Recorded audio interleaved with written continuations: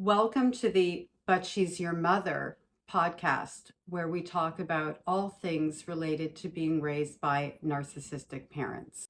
Our guests are adult survivors of child abuse.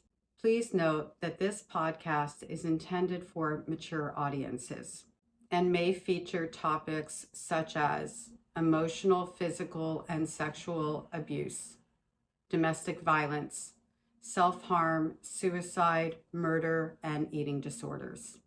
Opinions expressed by guests and survivors are their own. Some names may be changed or blocked out to protect minors, victims, and survivors. Thank you for listening to But She's Your Mother, the podcast. Today's guests are Samantha and Jesse. Samantha and Jesse had to navigate a relationship with Jesse's mom, Samantha's mother-in-law, that included ending up with a restraining order and the threat of lawsuits regarding grandparents' rights. This is their story. Hi, I'm Samantha. I am married to Jesse, and I have had to deal with his mom ever since we started talking. It has progressively gotten worse, but thankfully, we as a married couple were able to get over the whole situation that she has caused for us. It has made our bond stronger. Having to deal with someone that is purposely out to hurt you, no matter who you are, it is very hard. We were able to find a way to do it. Hi, my name is Jesse. I'm married to Samantha. We've been dealing with a lot for the past couple of years with my mom. We just wanted to reach out to other people, see what they needed help-wise. Thank you so much for being here and agreeing to share your story. One of the things that I know through my own experience is that the more we speak out about our experiences, the more we give permission to other people to speak out, to heal, to know that they're not alone and that it's not their fault when somebody is being abusive, that it's about the abuser and not who they are. That's why I'm doing this podcast. It's really important that we share and that we build a community where it's a safe space and a place to come for healing and also for education and to raise awareness to decrease the judgment that happens when we make decisions for our lives because we're not left with any other choices but to either choose ourselves and our families and breaking the cycle or staying in the abuse. When we raise awareness, we raise support as well. So how did the two of you meet? Let's start at the beginning. This is the fun part. How did the two of you meet? I worked at a GameStop on a military base where he was stationed. He came in one day and I asked him, "Hey, how can I help you?" And he was just like, "I would like an Xbox, please." We did end up talking afterwards, and that's really how we got started because we started talking about him coming to GameStop. So no dating apps, aren't you too lucky? There's a lot of jealous people right now. It feels like nobody meets organically anymore. What was your dating like before you met your mother-in-law? I have never met her in person because she absolutely refused to meet me. And how long have you been together? 4 years. Married. Yeah. For 4 years, but we've known each other also for 4 years. Yeah. You never met her once during from dating or marriage ever? No, and I'm very thankful for that. Even when I went to his hometown, we stayed with his grandma, and his grandma was so nice, and I'm so grateful and thankful that I got to spend time with her. She basically said if his mother were to show up at her home, she would immediately turn her away. And that's So saying it nicely. was there something going on, or it sounds like there was something going on even while you were dating without meeting her that allowed you to know that there were problems there? And Jesse, while you guys were dating, what was your relationship like with your mother? In the beginning, it was a little rough because me transitioning in the military, because I lived with my mom up till like 23. I enlisted in the Marine Corps, and then, I got stationed in my home state. I did go back home 72s and 96s here and there. Just, I wanted to go away. I enlisted to see the world, and that's how far I got. I was 6 hours away. But it kept getting worse and worse. I knew there was a breaking point coming somewhere. Like in the beginning with dating Samantha here, she helped me through most of it. I knew I wasn't going anywhere. I made the choice to cut off my mom. I know we'll get to some point in this podcast about making payments, going home and whatnot, but that's what we were dealing with, and then dealing with our own bills. And I had to make a cutoff point. Jesse, tell me what your growing up experience was like with your mom, and not just with your mom, just like in general, family wise. Do you have siblings? Give us a little bit of background and history. Yes, it was. I'd say it wasn't like a very abusive, like hands-on abusive. Mainly hard to describe because my parents got divorced in the year 2000. 2001, they were like 2000, they were separated. In 2001, they were divorced. My dad, I had visitation rights with him over every other weekend. He worked a lot. Up until about 5 years of having visitation rights, I kind of cut him off because he kept trying to call me or say that he was calling me, but I had no missed calls. I never called him because of that, and it just ended very badly on that term. And I haven't spoken to him since 2008. My mom, though, I lived with her and my sister. My sister is 13 months apart from me. She's older. And one visitation weekend, my dad said, I don't want to deal with her. She's not my blood.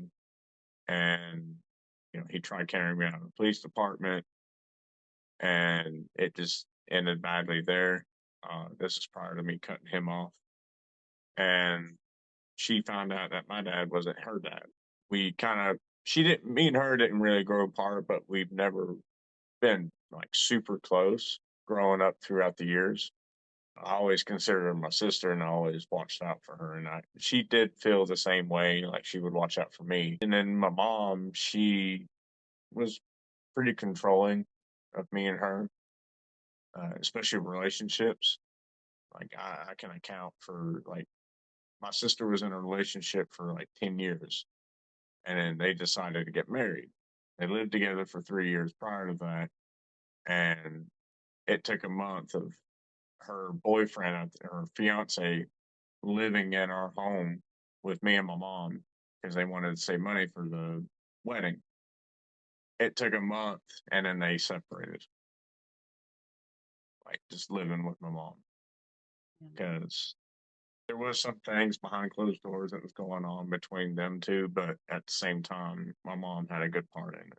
I feel like I was doing two jobs at the time and going to college, so I wasn't really home at that time. Also, growing up for me, I was working mowing lawns at like age 13, 14. Just growing up mowing lawns up until the age of 17. I went to restaurant work where most people start work, and hosted everything really besides bartending and waitering. I went to work at Food Line, and then I ended up working both jobs. They ended up cutting my hours, and mind you, I'm paying bills, and I'm 18 going into my 20s and still paying bills. So you're paying And your mother's bills? Is that what you're saying? You're paying. yes, Oh, because wow. at the time I'm living in the household. I don't want to be part of the help like any responsible person should or want to do. She was on disability. She's getting paid $700 a month, and that's kind of like what we lived off of until I started working. She didn't get her disability until I was like my late teenage years, and she did use a refund out of that to buy a vehicle for me that was from my uncle, and it was an antique. I daily drove that thing the entire time. And then I got to the point where I couldn't go to college because I couldn't pay for the gas. I quit college for a year. I got associates, and it took me 4 years to get my associates because I was having to work and, you know, everything else, pay bills. Any relationship that I was in prior to my wife, Samantha, it just, it was very controlling, I felt like. And I got to a point when in one relationship where I almost threw in my chips and got a house renting. And, I was just trying to get away at that time. And kind of glad it didn't happen because that probably would have been bad as young as I was. Later on, prior to me going in the military, my mom talked with the homeowner, because we were renting there. We moved 5 times in one year because 2001, 2000, we had a How house fire. how What's old were that? when you guys were moving around and all that? How old were you? I was about 6. Oh wow. So, it was 2000, 2001. We moved around, and it was right in the middle of my mom and dad getting separated. And then he sold the house out from underneath my mom without telling her. He owned the house. So we moved around that many times. And then the house that we ended up in, she rented that house up until last year. She rented for over 20 years at that house. And then she wanted me to buy the house because she talked to the homeowner and said that we got a deal for 80,000. She ended up selling the house for 300,000 because she lived there for so long. She said, "Oh, well, you can make a deal and everything," and I just didn't want to be part of it because I felt like her biggest thing was holding material stuff over a person's head. Same thing for that car. At the time, I was wanting to buy my own vehicle. It didn't matter if it was $500 or $1,000. I wanted to work on it and drive it. She was very adamant, everything. Whenever I was in the military, she said, "Well, we got to sell the Nova." That was my car. I kind of got really aggravated about it. I'd already sold my truck to give her money, which I ended up with most of that money, but I gave her some as well. But the Nova, she got the whole sum of it, even with all the work that I've done to it. I made probably $1,000, if not more, work just working on it, plus my time, mainly time, because I couldn't really afford anything back then, so I had to make do with what I had. I'd had that car for like 7 years, and it was kind of a family heirloom in a way. I just ended up got to a breaking point on it, and I told her to sell everything of mine. I don't care. You're not hanging anything over my head. I'm done. And she didn't really get the point of that. She got really mad about it. She still doesn't understand. That's when we were kind of considering just cutting her off. Because it just, any time that we had a conversation with her, it didn't matter what was going on. She just got mad. It didn't matter what we did. Going backwards a little bit, when you were talking about being 13, 14, mowing lawns and things like that, was your mother on disability at that time? Like, were you paying bills at that time? Or was that Uh, like your so it was really weird. I've heard different stories of like people giving her money and whatnot. And then she would do side jobs, like mainly patient care. She didn't have a license or anything, but she would take care of like some family members and some outside people, older people. She wasn't really able to do a lot. I got it at that point because she was diagnosed with fibromyalgia. She'd have chronic kidney stones. Like I can remember waking up 2, 3 in the morning, going to the emergency room, and my mom will be in there with us. And she'd drive her own daughter to the hospital. We'd be there at the hospital until like 5 in the morning, 6 in the morning. I got the point where she was disabled. She never hid anything. She wasn't taking it, is what I'm trying to get at. I just didn't understand growing up. Right. I understood at the moment that I kind of had to step in and like help out, or, we would have probably lost the house, and even the divorce lawyers and all that mess, most of my family paid for. My mom took a second mortgage to pay for a lawyer, all the fees and whatnot. Between my mom and dad, like I even reached out to my dad recently through his brother. I told him, "Hey, here's my phone number. If he wants to call me, he can." This is me reaching out after all these years. Apparently, he got really upset, and my uncle didn't really know what was going on, and was like, maybe things have changed. It's been so long. My phone still hasn't rang from him. that number. So I just said it is what it is. I've lived without them this long. It's fine. It's still hard though, and it still hurts. But Yeah, I mean, it still hurts. It's just I kind of feel like if he's that upset about it and wanting to cry about it, I'm sitting over here not crying. You know, I feel like I kind of pushed myself through all those years to realize I just don't care anymore. And I can recall one time that me and my sister didn't cry about something or didn't really say anything about something. And my mom recalled, like, why are you guys so cold? You know, it's just, we were used to stuff like that. You know, it's just, it didn't hurt us. And at times, I just didn't think, recently, at times, I just think that my mom didn't realize what she was doing. And, you know, she apparently had a really bad childhood herself. I mean, she grew up fine, like no physical abuse or anything like that. My mama would say some stuff that would hurt her, and I guess my mama didn't realize what she was saying.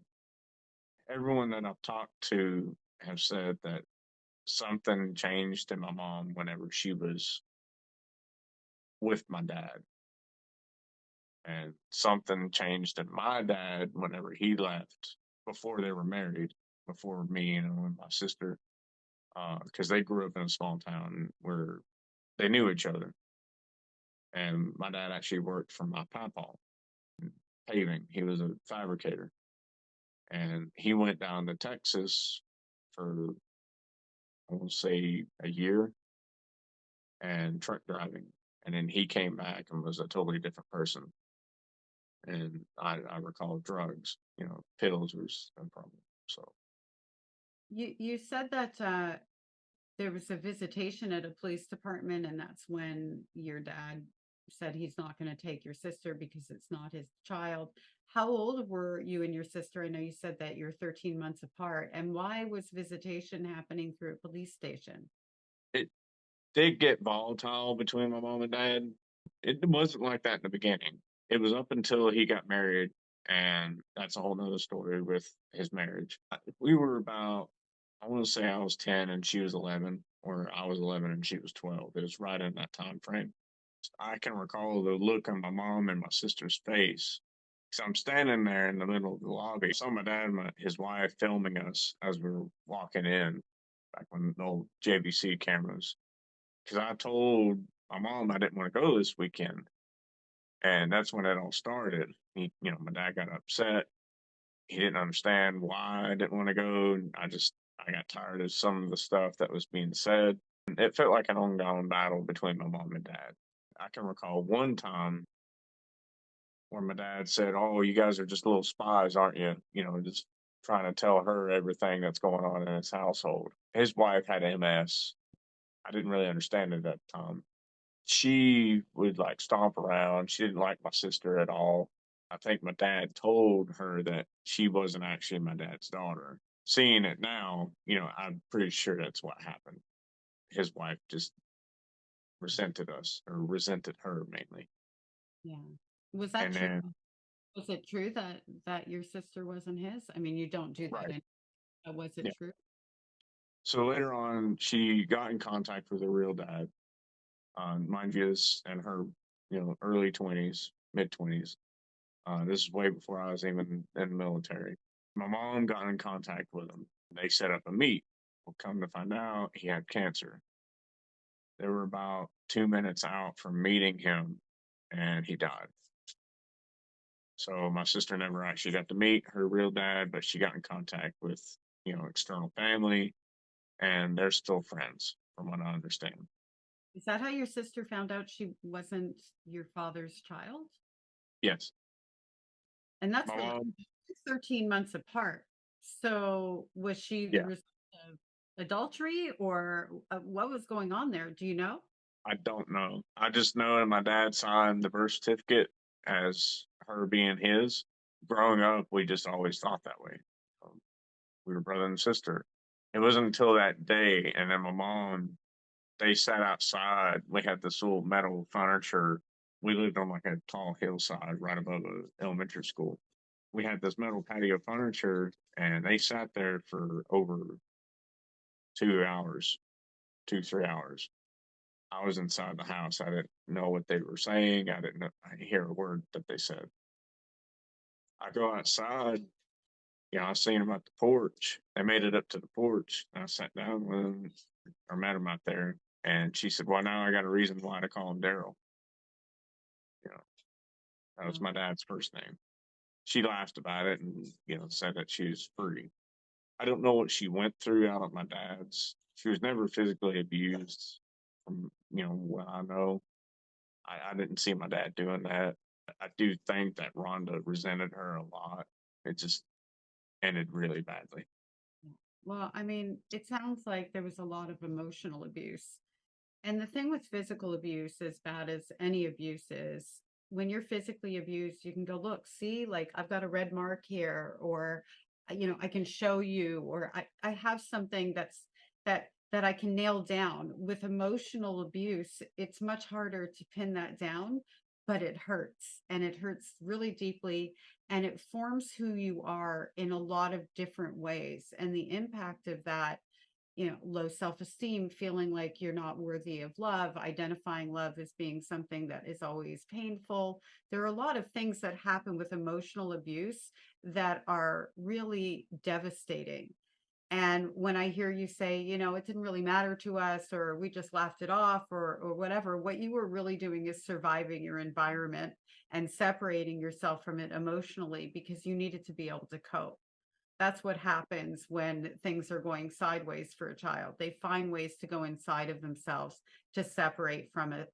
And what that tells me is you were really used to a lot of really messed up things going on around you. And you found your safe space, and your safe space was, I don't care.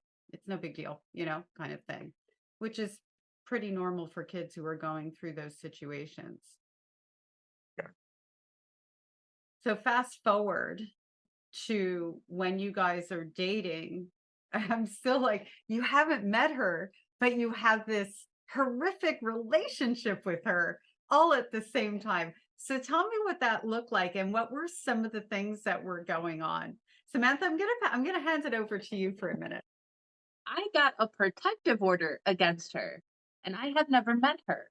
I had an abundance of text messages of threats towards me that she sent to him, thinking that he was going to be okay with it. The beginning of it all started when he asked, "Hey, Mom, I really like her. Can I bring her over for Easter? I want you to meet her." That is when she flipped. She just hated the idea. She hated that I was super opinionated. At the time, I was legally separated from my ex husband. In our state, you have to be legally separated for a year. We were at 11 months and we were not getting back together. She called my kids that I have with my ex, she called them mistakes. She told him, "I don't want you stuck raising her mistakes. And my twins are nothing of mistakes. They are very loved. They are the most beautiful little girls in the world. I love them to death." She just has hated me because another reason is I went to a mental health facility for 28 days. I voluntarily went and I got help because I was struggling coping with the loss of my dad. Things transpired which led to my ex and I separating and then divorcing and everything. She hated that. I'm nothing like her. You know that? How did she know that? Because she never met you. And I'm so sorry that you went through that. And I'm so sorry for what you've gone through as well, Jesse. How did she even know anything about your life, given that she had never met you? That would be my fault. I explained to her how she was and what she was dealing with. I explained or basically presented my girlfriend at the time, like who she is and whatnot. So you're talking to your mom and you're sharing, and Yeah. you're giving her information because she's your mom, right? Yeah. Oh, but wait, there's more. She talked to my ex-husband, who at the time he and I were going through a really bad custody like situation. And my ex truly had it out for me at the time. Nowadays, we're great co-parents. He's like one of we trust him with our sons too. So he's a good person. But he was a little tipsy one night when she called him. She called him. How'd she get his number? Oh, My fault again. She went to calling out and everything and got really mad at me one night. And I just said, well, hell, why don't you call him yourself? I said, there's nothing to hide. I didn't want to hide anything. There's nothing to hide. Like, there's nothing bad going on. what was she angry at you for? Like, what was she going after you for? The fact that I was dating her, And he stopped giving her money. yes. Because That was a big reason. at the time I was a lower rank. I wasn't getting any money. I was paying $750 back home, even though I didn't live there. And I explained to my mom, like, I can have my stuff here. You don't have to have my stuff, my car, everything. I can put it in the storage unit. And then she explained, oh, well, you can't afford that. Like, you can't afford a storage unit. I can't afford to pay you, $100 storage unit per month compared to $750 a month paying for a rent that I don't even owe on. There was a lot that went on. She even tried contacting my command over the fact that I wasn't paying. She said, oh, well, you told me you were going to be part of the lease. And like one of my sergeants saw a big long text message. I kind of broke down in front of her and she got me help. She took me upstairs and took me to my staff sergeant. They talked me through it. They were like, well, did you sign any lease? And I said, no. Well, then you're not legally obligated to pay or even deal with this. They said, just don't worry about it. And I said, well, she was going to contact my command. They said, don't worry about it. It actually happens a lot to military service members where the family basically vampires for money from that person. There was 4 other people in my platoon that was happening to. One person had $50,000 in debt from student loans, but they were still paying their parents plus their student loans. It just happens a lot. That's part of this. Why we did this is to also get awareness out for people that's struggling with this, because it should not go on. Like I tell our kids, you're not going to owe me anything. You didn't choose to be in this world. I didn't know that that happened a lot with military personnel in particular. I mean, I know that financial abuse is a big part of the narcissistic family system. There's a lot of tie-ins with that. Either they're creating through parentification, their children, supporting them, giving them money, taking care of them. I mean, I know kids that were 11 years old and babysitting and handing the money over kind of thing. I know situations where they'll take out a loan from the parent and all of a sudden there's all this interest and this lifetime of payments going on type of thing. So the financial abuse is a much bigger aspect than most people realize, but I didn't know it was a common thing in the There's military. it didn't actually happen around me, but I saw like TikToks where people were trying to help out their mother and they're in the military, they get deployed, they're gone for 6 to 12 months, or they're gone for 3 years because they're in a different country. They allowed their mother to stay at their home that they owned. Well, they get back to the home, it's trashed. It's gone because they were pretty much living there rent free. It does happen. And it's not, like you said, not only service members, it's also other people. It does happen a lot. Next time on, but she's your mother. When he went to boot camp, he had $5,000 in his savings account, and he told his mom, please just use this for bills and emergencies. He got out of boot camp. Where's the money? It's all gone.